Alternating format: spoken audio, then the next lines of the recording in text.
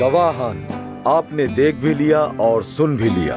मुझे हुकूमत की तरफ से जो इख्तियारात दिए गए हैं उसके तहत मैं आप दोनों को मियाँ बीवी करार देता हूँ। ज़मरुद साहिबा, ये आपका निकाहनामा। खुश रहें हमेशा।